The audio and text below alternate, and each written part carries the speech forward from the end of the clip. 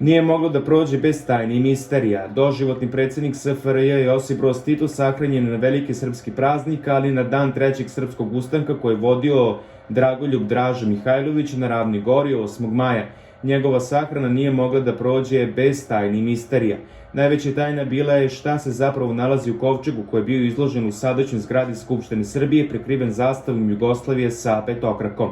Čitavu misteriju oko sahrane koja je okupila najveći broj svetskih državnika ikada na jednom mestu otvorio je svojevremeno dr. Obren, nekadašnji načelnik SDB Srbije. On je naime tada izneo da je telo Josipa Broza Tita nije nikada bilo u kovčegu, već da se tamo nalazio pesak.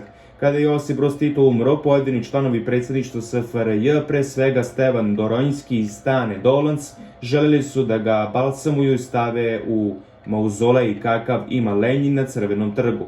Titovo telo, međutim, bilo je puno raznih lekova, pa je počelo prerano da se raspada i širi oko sebe neugodan miris. Iz medicinskih i higijenskih razloga, pre svega Dolanc, Mikulić i Doronjski, odlučili su da se sahrana izvrši bez njegovog tela. U kovčegu koji je bio izložen u Saveznoj skupštini nalazio se pesak, rekao je ranije za srpske medije Đorđević, koji je tako razotkrio sve misterije.